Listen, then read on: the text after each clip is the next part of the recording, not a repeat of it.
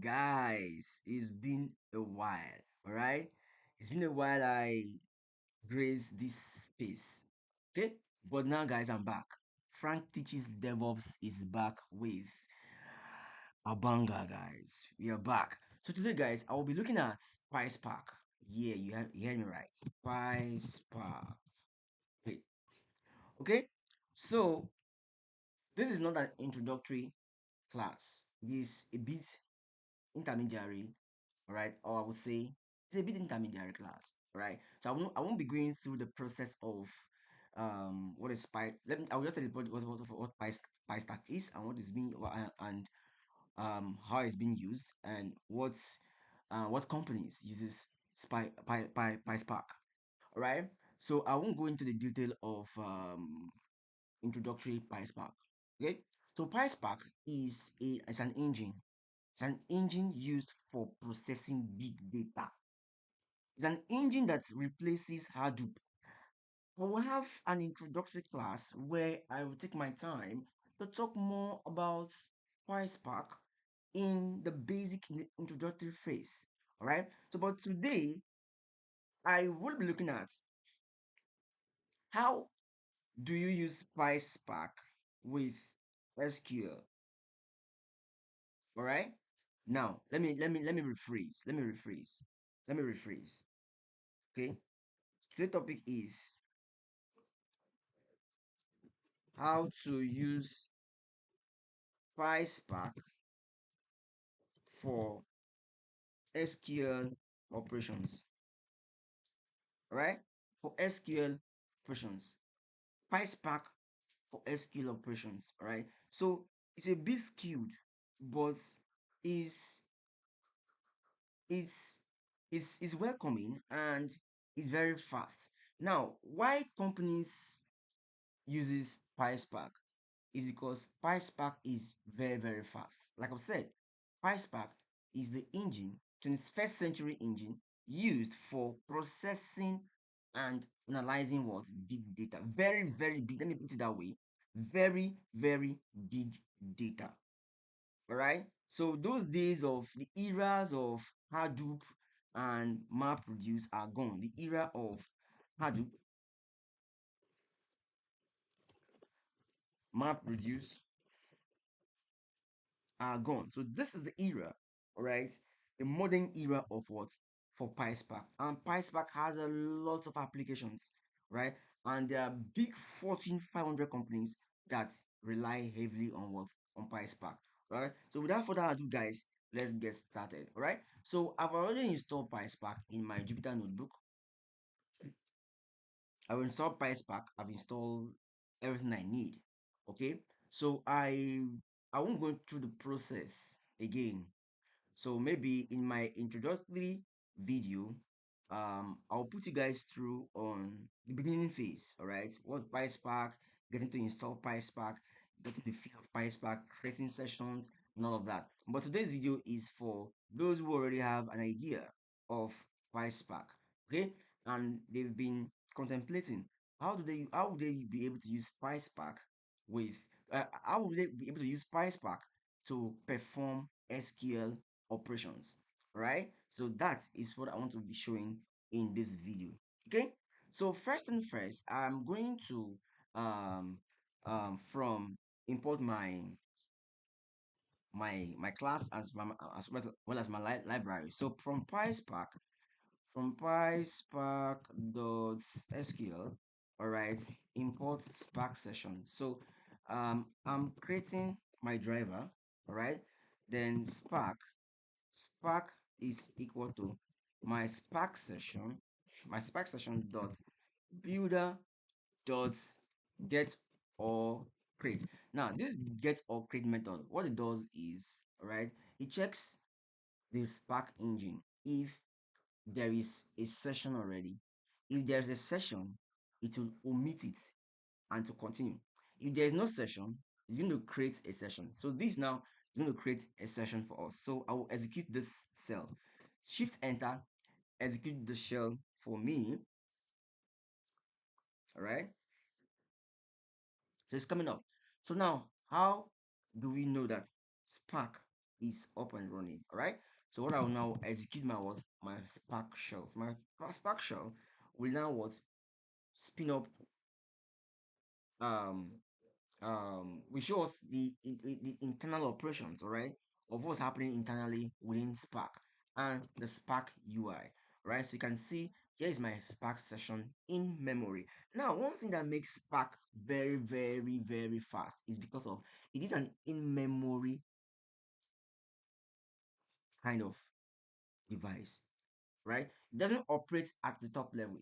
It operates inside of memory, making it more faster, right? More faster to process what? To process data, right? Unlike Hadoop or MapReduce, they don't operate within the memory, right? But Spark operates inside of memory, making it 2 times or 10 times faster than what Hadoop and MapReduce combined. All right, great. So the next thing I will do now, we're going to load our data. Okay, so my data is somewhere. My data is I have a directory. Okay, so I have a directory. So let me open my check the location of my data. So it's under C users Frank downloads Azure Data Engineering. Um okay, downloads Azure Data Engineering. So I need this data. I need sales and product. Sales and product. Pick one, all right? Or even sales only. So what do I do? I'm going to say path. My path is this. Uh, did I copy it? I didn't copy it. C users. Wait, do users Frank. Downloads. Azure. Then sales. Okay, let's call this sales data. Um, should I use only sales? Okay, let's use product. Let's use product. Product.csv. Right. So that's my data. Now I'm going towards, all right, create a data frame. I'm going towards using a data frame to read this data. All right. So what I'll say was product PD, product data is spark dot what? Read dot csv dot csv. So read the file. The file is what? Is path. So we are reading this path. All right. So we've read that file. All right. Let's execute that shell and see. Let's see. It's taking some time. All right, good. Now I can now say PD, that's my data frame now, dot show the content of the file. So you can see, all right. So now there's something happening here now.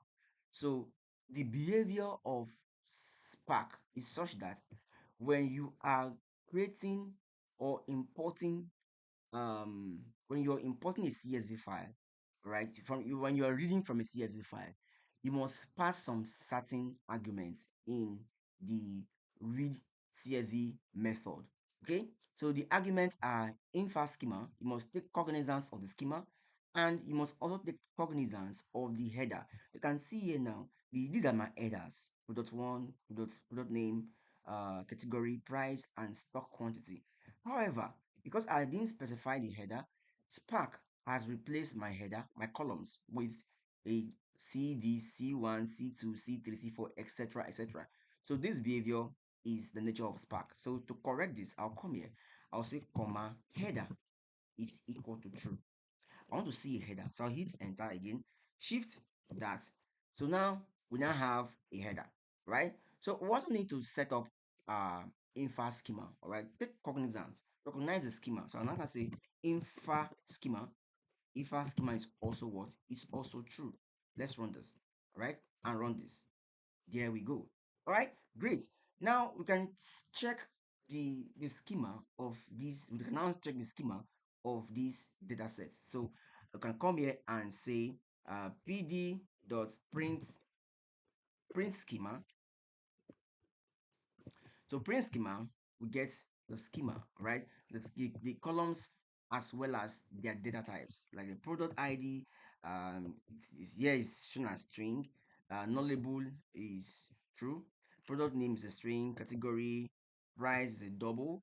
Stock quantity is an integer, right? and etc etc. So let's go back to the data frame dots show. Now, by default, what Spark does is Spark, all right, displays your records. Like it displays 20 records per time by default, all right? So I just want a few sample of this record. So for that, I just need maybe like 5 of the records, right? The first 5 records. So yeah, that's it, right? Great, great guys, great. Now we're there. So now let's now see how we can start performing some SQL operations. But before we do that, we need to create what we call a table. All right, we need to create a table. And in creating the table, we'll create a view. All right, great. So for that, I will rely on the Spark API reference. So I'll come here and say Spark API reference. That's pySpark. So here is it now. Right, great. So I'll open this documentation, all right? And I'll come to my left hand side, I will go to this Spark SQL the frame. Let me check.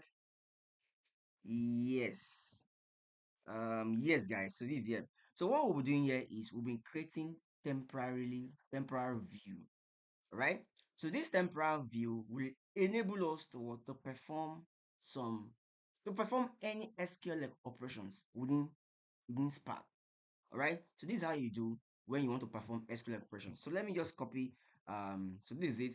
So from your data frame dot the method, the create temp view, then just give it any name. So this will be your table name. All right. So let's go there. Let's go there. Great. So I'll come here. Say my data frame dot create um create temp view, and let's call our table name. Let's call it product product product. Let's call our table name product. All right. Let's run that. Okay. df. Oh, sorry, pd, sorry guys, pd. All right. So our data frame is pd. That has been executed. All right. Now we can now start performing SQL operations. So I'll now come here and say, okay, spark dot sql. Right. I can say select asterisk from my table name. My table name now is what? Product. So I'll put this in single quote. Let's see. Oh, sorry. Dot show. All right. You must always have. You can see I've selected everything from my table. This is now acting as my table name. All right. So let's make some pretty selections. All right. So let's just say I just want to select product ID, product name. I can say select product ID. That's the columns, comma, product name, from the table name, right? Then I just want to show just 5 records, not too much. Show. You can see I'm now performing SQL level of operations within what? Within Spark. So this is not possible, or I wouldn't say it's not possible, but if I were to use pandas, I'm going to write a lot of queries before I can get to this stage if I'm to use pandas. But with Spark, with just one single method, all right, which is create temp view, I'm able to create a table. All right, from that table I can now start applying SQL based operations. Now let's now look at things like, okay, I want a record. I want to get a product name where the price is 12 naira and the stock where the price is is greater than is greater than 55 naira. So I can say spark, right, dot SQL. I can say select asterisk from product product. Uh-huh. Where where what? Where price is greater than or equal to, let's say 55. All right. And okay, and product name is equal to um product name is equal to, let's say, um let me keep it. Let me just keep it. Just get the idea, guys. So where price is this? So let's close this. Let's see dot show. Let's see if it runs. So this now is going to display almost everything, all right? Almost everything. So these are conditions where the price, right, at my reference point is what is greater than or equal to what 55. So these are the prices. These are the prices of everything here, all right, everything here. Let's target let's say greater than or equal to 150. So we hit that, just got okay. Now let's now narrow it down. I just need let's still do something, and product name is equal to product name is equal to smartwatch. Smartwatch.